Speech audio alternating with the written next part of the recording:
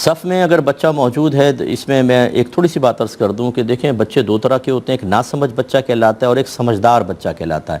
ناسمجھ بچہ وہ ہے جو 7 سال سے کم عمر کا ہو، اور سمجھدار بچہ شریعت میں وہ کہلاتا ہے جو 7 سال کا ہو کر 8ویں سال میں لگ گیا ہو۔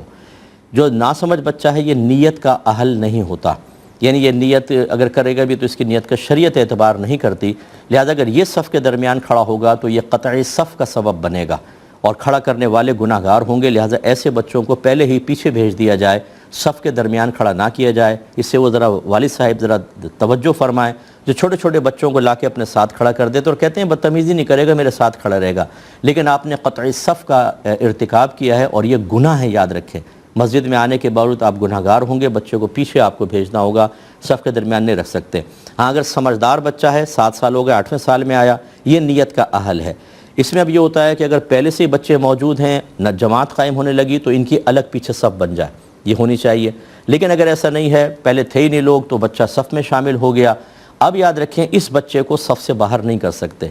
میں بڑی مؤدبانہ گزارش کرتا ہوں اپنے ان بزرگوں سے جن کو شرعی مسئلے کچھ بھی نہیں معلوم ہوتے، یہ نماز پڑھنے کے لیے آتے ہیں، 7 سال کا بچہ صف میں کھڑا ہے، کندھے سے پکڑ کے پیچھے کر دیں گے اس کو اور خود آگے کھڑے ہوں گے۔ یاد رکھیے یہ حرام اور گناہ کبیرہ ہے، کیونکہ نبی کریم صلی اللہ علیہ وسلم نے یہ شیطان کے لیے ارشاد فرمایا کہ وہ صفوف میں گھس جاتا ہے اور نمازیں خراب کرتا ہے، تو یہ پھر ایک کام انسان والا نہیں ہے، یہ خدا نہ خواستہ اس کی معاونت میں کام کہلائے گا۔ وہ بچہ نیت کا اہل ہے، وہ درمیان میں کھڑا ہو سکتا ہے، وہ قطع صف کا مرتکب نہیں ہو رہا، آپ کو یہ حق ہی حاصل نہیں ہے کہ آپ اس کو ہٹائیں۔ اور اسی طرح یہ بھی نہیں کہہ سکتے کہ بیٹا کونے میں جاؤ،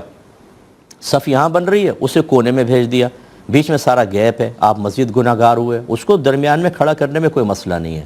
یہ تو 2 مسئلے ہو گئے۔ تیسرا مسئلہ جو آپ نے پوچھا، اس کے ضمن میں یہ بہت سی باتیں آپ کو معلوم بھی ہو گئیں